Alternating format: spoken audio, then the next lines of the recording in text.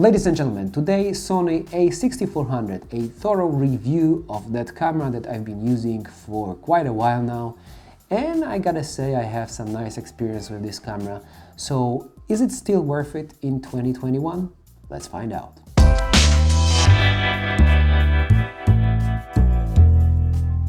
Okay, so Sony A6400 is a good priced and well-balanced camera, and I tell you this out of the gate, it is a great camera.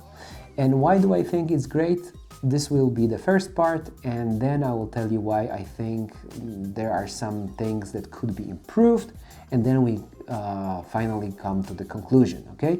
So what I love about this camera, main thing first that comes to my mind is 4K downsampled from 6K in 4K 24 frames per second. So if you shoot in 24 frames per second 4K, the quality of this recording, it is insane. It is really good, and in some cases, in some ways, it is better than, for example, on a full frame Sony A7 Mark III. In the rest of formats, it's just very good and very comparable with Sony A7 Mark III, or basically equal. The main difference here will be between a dynamic range of those cameras. So full frame camera will have more dynamic range than a crop sensor, but still dynamic range on that camera on 6400 is very good. So this is something I like, and for videographers, as we are talking about video, having access to flat profiles like HLG and S-Log is something spectacular, something awesome. So you have a lot of creative freedom packed in a super small, compact and light body. Okay, let's move on. Another thing that I love is a kit lens. It's not basically something that is connected only to 6400, but to all crop sensor cameras of Sony, but it is something worth mentioning. I love this kit lens because it is stabilized and the body itself is not. So you get some stabilization if you're a videographer, vlogger or something. It gives you nice range. So it is 16 to 55. So at full frame it will be 24 at the very beginning. So this gives you a nice flexibility, and it's a good lens for vlogging. So you just buy it with kit lens and you're ready to vlog. As we're talking about vlogging, another thing I love about this camera is this flip out screen that flips out to the, top of the camera.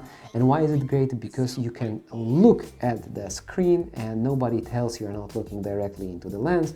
And if you're looking right, if you got this, flip out screen, then unfortunately everybody see, okay, this guy is probably not interested in talking to us, but he's looking at some flowers or shops or whatever, So this solution, I find it better for vlogging. It is very comfortable.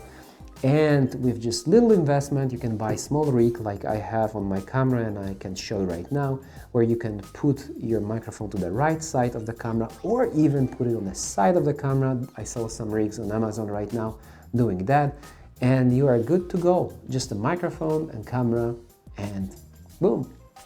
Another thing I love about this camera is its weight and its size. It is very small with this compact, pancake zoom lens.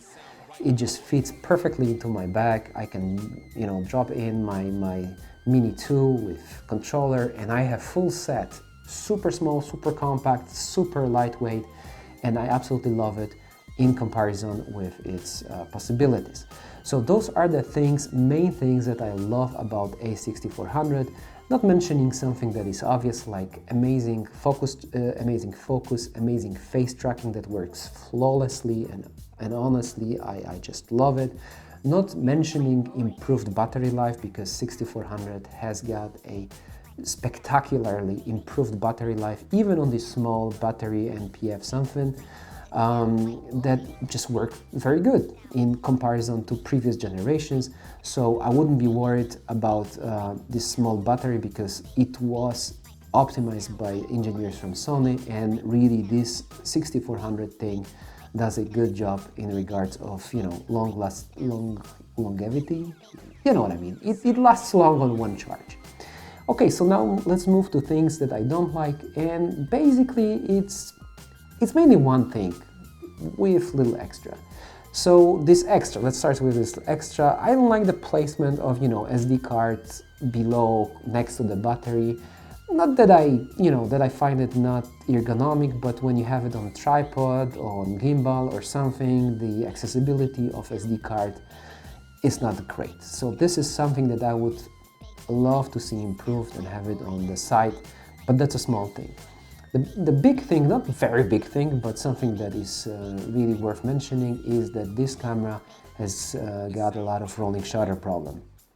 So if you're planning to pan very fast or do some vlogging while running, I don't know, like something super fast, basically you might find it a little bit of a problem, so something to consider. So you can see yourself the rolling shutter is pretty big, but of course this moving thing doesn't prove anything, but when you walk and you shake with, you shake this camera, you can see this rolling shutter. For most of guys will not notice, and if you're a vlogger or you want to start your YouTube channel and you're looking for some cheap and good solution, it is good and cheap solution. I tell you, you will be satisfied with this camera. However, this is something to keep in mind. The rolling shutter is there, unfortunately. So this is it, guys. You got a great tool, small, compact,